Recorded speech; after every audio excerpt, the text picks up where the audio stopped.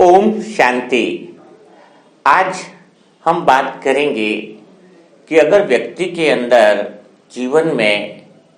दुख और अशांतियां ज़्यादा बढ़ती जा रही है, उसके परिवार में भी प्रॉब्लम्स आती जा रही हैं, तो वह ऐसी क्या विधि अपनाए जिससे उसके जीवन में सुख और शांति आ जाए, परिस्थितियां बदल जाए और जीवन में वापस आनंद की प्राप्ति हो जाए।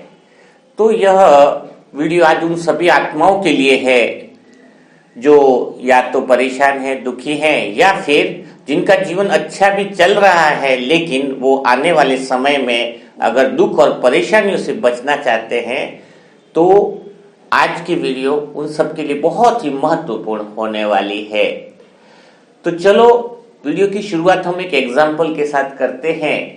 कि जीवन में दुख और अशांति वास्तव में आती क्यों है। क्योंकि जीवन में जो हमारी सोच है या फिर बाबा के ज्ञान को प्रैक्टिकल में सुना तो है लेकिन धारण नहीं किया है, उसी बात की वजह से जीवन में दुख और अशांति किस तरीके से आते हैं उसको एक उदाहरण के साथ शुरुआत से समझते हैं। जैसे कि एक व्यक्ति के पास फल फ्रूट की दुकान है, एप्पल है, पाइनएप्पल है, सब कुछ है और बड़ी मुश्किल से लेकिन शाम को जो भी उसका मुनाफा आता है तो उसके फैमिली जो है वो मतलब उसका घर चलता है। और उसी दिन उसको पैसों की भी बहुत ज़्यादा ज़रूरत होती है, शाम हो जाती है, बिजनेस भी उस पूरे दिन में इतना अच्छा नहीं चलता है और थोड़ा बहुत बिकता है। और शाम को जब वो एक कस्टमर उसकी दुकान पे आता है और बोलता है कि 2 किलो एप्पल दे दो, तो जैसे वो एप्पल निकाल के तोलता है तो भाई उसको रख भी लेता है, लेकिन वो फिर वो भाई उसको दुकान वाला मना कर देता है, नहीं आप वो एप्पल अंदर जो वो वाले लिए वो निकाल दो, क्योंकि वो थोड़े से अंदर से खराब हैं। क्योंकि आज दिन में हमने चेक किया था, थोड़ा माल गलत ही आ गया है, क्योंकि आप घर पे लेके जाओगे और अंदर से वो एप्पल खराब निकलेंगे ना तो आपको परेशानी होगी। तो बोले नहीं ऐसा तो कुछ नहीं होगा। नहीं बोले खराब निकलेंगे, आज कस्टमर ने भी बोला था मुझे कि अंदर से एप्पल जो है वो थोड़े खराब है, शायद आज माल खराब आया है। तो फिर वो एप्पल लिए हुए भी उसने वापस रख दिए और फिर वह व्यक्ति चला गया। तो सोचो जरा कि आज अगर वो एप्पल बेच लेता तो वो लेने के लिए भी तैयार था, उसको तो पता भी नहीं था कि अंदर से एप्पल खराब भी निकले हैं। तो आप सभी जो भी इस समय वीडियो सुन रहे हैं वो अंदाजा लगाओ कि आज देखो उसको घर में राशन लाना था, उसका पैसा भी कम पड़ रहा था, तो क्या उसने सही किया या गलत किया, या उसने घाटा या नुकसान खा के अच्छा किया, या फिर उसको वो एप्पल दे देने चाहिए थे। और देखा जाए तो प्रैक्टिकल में तो देखा जाए तो उसका तो नुकसान ही हुआ, क्योंकि वो माल भी अब तो कोई वापस तो लेने वाला नहीं था, वो माल भी एक तो उसको फेंकने में जाने वाला था और उसके पास पैसे भी नहीं थे ज्यादा। तो यहाँ पर ही अपने जीवन का जो सही निर्णय लेने का जो तरीका जो कहते हैं कि बाबा जो कहते हैं कि जो अपने ओरिजिनल संस्कार है वो किस तरीके से जीवन में खुशियां लाता है, वो आज आप इस उदाहरण से बहुत अच्छे से समझ पाओगे। तो देखो अभी भले उसने एप्पल नहीं बेचा तो पैसा तो नहीं कमाया, लेकिन उस भाई ने दुआएं बहुत कमा ली। क्योंकि दुआएं कैसे कमाई, क्योंकि उस भाई के अंदर क्या फीलिंग आई कि चलते हुए भी और घर पे भी वही बात करी कि देखो उसके अंदर कितनी ऑनेस्टी है कि मैं तो एप्पल लेने के लिए तैयार था लेकिन उसने मुझे मना कर दिया। यानी कितनी ऑनेस्टी है उसके अंदर कि अपने स्वार्थ के लिए भी उसने झूठ नहीं बोला। लेकिन अब दुआएं तो कमा ली, लेकिन दुआओं से तो घर का राशन तो आएगा नहीं, यह बात भी तो समझने वाली बात है ना। दुआएं भले उसने कमा ली, धन नहीं कमाया, लेकिन हर काम जो है वो धन से ही तो होता है। और यही आजकल के कलयुगी आत्माओं की इसी मेंटेलिटी बन गई है जिसकी वजह से वह अच्छा काम नहीं कर पाते हैं। लेकिन आपको पता है कि उसकी दुआएं जो हैं वो दुआएं भी धन कमाने का माध्यम बन जाती है। कैसे, देखो आप समझो बात को कि क्या हुआ कि जैसे वो भाई लेके गया, लेके तो नहीं गया, लेकिन उसके दिमाग में क्या बात बैठ गई कि वो भाई जो है वो बड़ा ईमानदार है, ऑनेस्ट है। और ऐसे ही वो जब वो 2-4 लोगों को भी जब वो बात जिसको भी उसने बताई या तो उसके अंदर उसकी इमेज कौन सी बन गई कि वो भाई बहुत ईमानदार है, ऑनेस्ट है। अब क्या हुआ, उसकी दुकान बढ़ी या घटी, जहां एक व्यक्ति उस दिन भले लेके जाता तो और तो इमेज तो खराब हो ही जाती, दोबारा शायद वो बहुत उससे बार्गेनिंग करता कि सही है भाव तोल, लेकिन उसके बाद से क्या होने लग गया कि वो जो दो चार को बोला वो, और वो खुद भी जब उससे कुछ फल फ्रूट लेके जाता तो वो जो भी बोलता, जो भी रेट बोलता उसमें भी वो रेट नहीं कराता, और बस पूर्णतः विश्वास करके उससे वह चीज लेने ले जाता। तो मैं यहां पर एक ही बात आपको कहना चाहूंगा कि देखो उसने क्या कमाई, दुआ दूसरे लोग भी जो लेके गए है ना, दूसरे लोगों को भी जैसे उसने बताया, तो ऐसे ही जो विश्वास इस कलयुग की दुनिया के अंदर अपने ओरिजिनल संस्कारों को और जो दुआएं जो जमा करता है, आज अपन कहीं 200 रुपए की कोई चीज ले आए घर में और वो चीज खराब निकल गई, तो अपन उसको जिससे लाए उसके ऊपर कितनी अपन नेगेटिव वाइब्रेशन देते हैं, अरे 200 रुपया भी मुझसे ले लिया, चीज भी उसने खराब दी, 2 महीना भी नहीं चले, और जब जब भी वो चीज सामने आएगी तो हम उसको बद्दुआएं देंगे, और फिर बद्दुआओं से फिर क्या होगा है, बद्दुआओं से तो कार्मिक अकाउंट बनते हैं। अपना जो कार्मिक अकाउंट है, यानी कहते हैं ना कि जब जैसे हम जाते भी हैं तो कहते हैं 1 सेकंड में रिश्ते भी हमारे छूट जाते हैं, 1 सेकंड में सब कुछ छूट जाता है, लेकिन ये जो कार्मिक अकाउंट जो हमने कमाया है दुआओं का या संकल्प का या विचार का, जो लोगों की ब्लेसिंग है, वो ही हमारे लिए हमेशा काम आती है। अब यहाँ पर एक बहुत अच्छी बात है कि देखो कई लोग खुशियां ढूंढने के लिए, खुशियां पाने के लिए कई जगह बाहर घूमने जाते हैं, कहीं बाहर होटलों में खाना खाने जाते हैं, फिर भी उन लोगों ने इतनी बद्दुआओं से वो पैसा कमाया हुआ रहता है कि वो चाह करके भी कितना भी बाहर घूम ले, लाखों रुपया खर्च कर ले, लेकिन उनको मन की खुशी मिल ही नहीं पाती है, वो उनका मन सदा बेचैन रहता है। और एक दूसरी तरह का व्यक्ति है जो दिन भर में दुआएं कमा रहा है। देखो धन कमाने से भी तो आसान काम तो दुआएं कमाना हुआ ना, दुआएं तो कोई भी कमा सकता है,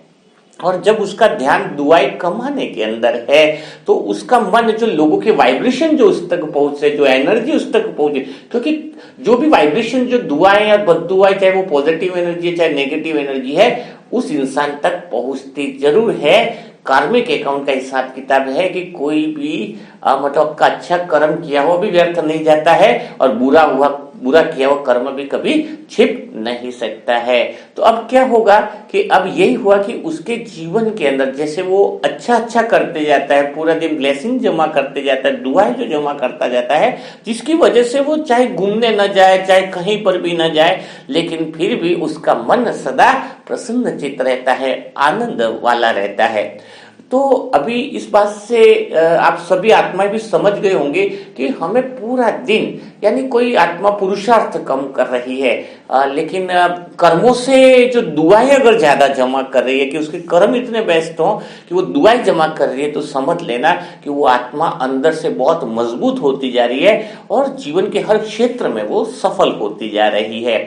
वहीं पर अगर देखा जाए तो कई लोग कहते हैं कि हमें तो लोग बहुत बुरा भला कह रहे हैं, या फिर बिना काम का कोई चिढ़ा रहे हैं, या फिर बहुत उन आत्माओं से हमारा दुख आ रहा है। तो आप ये सोचो वो दुख क्यों आ रहा है, वो परेशानी क्यों आ रही है। अगर आप बाबा के ज्ञान को अच्छे से समझ गए हैं तो वो कार्मिक अकाउंट से आ रहे हैं। देखो कार्मिक अकाउंट कभी पीछा नहीं छोड़ेंगे। जैसे अभी मैं आपको बताऊं, जैसे कि कहते ना पिछले जन्म का हिसाब, एक बच्चा जन्म लेता है तो कुंडली बना लेता है, जन्म पैदा हुआ तो उसकी कुंडली कहां से बन गई, उसकी कुंडली तो पिछले जन्म के हिसाब किताब से तो बनी। कुंडली यानी हमारा खाता चालू हो गया है, बिल्कुल कॉमन सेंस की बात है कि हमारा खाता पैदा होते ही चालू हो गया कि क्या क्या हम दुआएं लेने वाले, क्या क्या बद्दुआ लेने वाले हैं, लेकिन पिछले जन्म का जो भी अकाउंट है वो भी तो साथ में आएगा ना।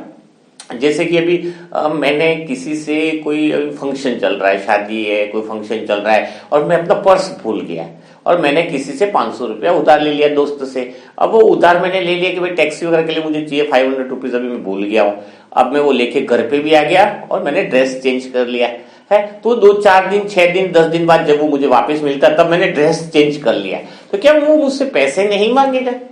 वो ऐसा तो है नहीं कि मैंने तो भाई उस दिन जब वो तो ड्रेस अलग पहना हुआ था, आज मेरा ड्रेस अलग है, तो क्या वो पैसा तो मांगेगा ना फिर भी, क्योंकि ड्रेस ने थोड़ी पैसा लिया, पैसा तो मैंने लिया है ना, तो मुझसे मांगेगा। वैसे ही जब हम शरीर रूपी ड्रेस को चेंज कर देते हैं, इसका मतलब हिसाब किताब कभी खत्म नहीं होता है। हमारी आत्मा जिसको बुरा किया या अच्छा किया, वो हिसाब किताब तो अगले जन्म में भी जो कहते हैं कि चुकाना ही पड़ेगा। यानी अगर हमें आज की तारीख में एक शब्द भी कोई दोबारा गलत बोल रहा है तो हमने शरीर रूपी ड्रेस चेंज किया है, हमने उसको दुख जरूर दिया है, 100% 100% हमने दिया है, तभी तो वो हमें बोल रहा है। आज हम जिसके साथ रहते, कहते हैं ना हस्बैंड वाइफ का जन्मो 7 जन्म साथ है, तो 7 जन्म में हस्बैंड वाइफ ही नहीं बनते हमेशा, हस्बैंड वाइफ ऐसा नहीं। 7 जन्म का मतलब ऐसा है कि वो हर जन्म में ज्यादातर आसपास किसी न किसी रिश्ते में आकर साथ में ही रहते हैं। क्यों रहते हैं? आज आप लोग भी जिन लोगों के साथ साथ में रह रहे हो, तो आपका पिछले कई सारे जन्मों में भी आप लोग उनके साथ रहे हुए हो, तभी तो आपके कर्मों का हिसाब किताब उनके साथ बना हुआ है। तभी तो एक व्यक्ति अचानक कभी दिल्ली रह रहा है तो दिल्ली से फिर कहीं दूसरी जगह चला जा रहा है, तो वो क्या उसका हिसाब किताब होता है जो लेकर जाता है। यानी आपका शरीर रूपी ड्रेस भले चेंज हो जाए, आपका कर्मों का हिसाब किताब तो आपको पूरा करना ही पड़ेगा। तो अब अगर कोई मुझे जैसे इस समय कोई मेरे को बुरा बोल रहा है, कोई खराब मेरे को वाइब्रेशन दे रहा है, गालियां दे रहा है, तो मुझे तुरंत ये पिंच करना चाहिए, समझना चाहिए कि मेरे द्वारा ही बुरा किया हुआ कर्म जो मुझे भी याद नहीं है, मैंने ही उसको कहीं ना कहीं दुख पहुंचाया है, तो मुझे अभी इस समय इसी पल उससे अच्छे वाइब्रेशन मुझे देने हैं। चाहे वो लगातार नेगेटिव बोलता जाए, लेकिन कम से कम मैं अपना अभी तो कार्मिक अकाउंट बहुत बढ़िया बनाऊं। इसीलिए शायद मैं आत्मा भी हमेशा ये सोचती हूँ कि कभी शिकायत मुझे भी नहीं रहती है किसी से, क्योंकि मैं सबको माफ कर लेता हूँ, 1 सेकंड में बात को भूल जाते हैं। और किसी की निंदा तो कभी मुंह से निकालनी ही नहीं है। क्यों निकालने? सबका कोई एक दूसरे की बुराई कर रहा है तो उनके कर्मों का हिसाब किताब में है। अगर आप बीच में पढ़कर उनके कर्मों के हिसाब किताब के अंदर टांग अड़ा रहे हो, इसका अर्थ है कि आप व्यर्थ में हिसाब किताब बना रहे हो लोगों के साथ। आप समझ रहे हो? तो अभी आपको दिन भर में यही होना चाहिए मेरे हिसाब से कि भले आप कम लोगों से मिलो, मैं तो कहता हूँ बहुत कम लोगों से बातचीत में आना चाहिए इस समय तो, क्योंकि सबके हिसाब किताब बहुत तगड़े हैं। और अगर अपन फालतू 10 मिनट भी कहीं पर बैठे हैं तो हम अपना हिसाब किताब जमा करके आ रहे हैं, फिर अभी तो पहले से पुराने हिसाब किताब है और फिर हमें नए और खत्म करने पड़ेंगे। इसलिए हो सके उतना पब्लिकली जहां जरूरत है वहीं पर बोलो, अनावश्यक आपको बोलने की जरूरत नहीं है। और अधिक से अधिक आपको क्या करना है कि दुआएं जमा करनी है। और इसके लिए सबसे जो बेस्ट फार्मूला है जिसकी वजह से आपका 21 दिन या 1 महीने 2 महीने में काफी निर्विघ्न आप बन सकते हो, वो ये है कि आप अधिक से अधिक विश्व की आत्माओं को सकाश दो, सुख का, शांति का, है ना। तो इससे आपके कार्मिक अकाउंट जो है अपने वो बहुत जल्दी पूरे होते हैं, क्योंकि हमने जो बद्दुआएं किसी जाने अनजाने में या हमें कर्मों का ज्ञान नहीं था, जिसकी वजह से हमने जो बद्दुआएं जमा कर ली, ऐसी चीजें जमा कर ली हैं, तो सारी जो चीजें हैं वो क्या हो जाएंगी? खत्म हो जाएंगी, निकल जाएंगी। इसलिए हमें हमेशा यह ध्यान रखना होगा कि हम अधिक से अधिक दुआएं जमा करें। हमारे कर्म ऐसे होने चाहिए कि पूरे दिन हमें सिर्फ ब्लेसिंग ले। हमें पूरा दिन चाहे परिस्थिति कैसी भी हो, किसी को नाराज अपनी तरफ से नहीं करना है। अपने कोई बोल ऐसे न हो जो किसी को दुख पहुंचाए, अपने कोई कर्म ऐसे न हो जिससे किसी को चोट पहुंचे। चाहे सामने वाला मेरे से अच्छा व्यवहार करे, चाहे वो नहीं करे, अगर वो अच्छा व्यवहार नहीं कर रहा है तो भी मेरे कर्मों का ही परिणाम है, तो मुझे इन कर्मों को खत्म करना है। तो शायद आप जीवन के ज्ञान का भी रहस्य समझ गए होंगे कि हमारे जीवन में जो घटनाएं घटित हो रही है वो किस वजह से घटित हो रही है, और इसको विघ्नों और परिस्थितियों से निकलने का जो बहुत बढ़िया जो साधन है, जो मुझ आत्मा का निजी अनुभव भी यही कहता है कि अगर आप ब्लेसिंग लेते हो, दुआएं लेते हो, तो आप जीवन में आगे निर्विघ्न बन सकते हो। वरना आप कितना भी बोलो कि बाबा मेरी मदद करो, ये करो, एक तरफ तो आप लोगों की बद्दुआएं जमा कर रहे हो और बाबा को बोल रहे हो बाबा मेरी मदद करो बाबा, तो शायद मेरे हिसाब से तो बाबा ऐसे बच्चों के पास तो मदद करने का भी क्या है, वह आ भी नहीं सकता है। इसीलिए अभी आपको इस समय संगम युग के इस समय में अंतिम जो समय बचा है, इसमें अधिक से अधिक दुआएं जमा करनी है। तो कल फिर मुलाकात करेंगे नए सेशन के साथ, नई बात के साथ, नए वीडियो के साथ। तब तक के लिए सभी मेरे प्यारे भाई बहनों को ओम शांति, ओम शांति, ओम शांति।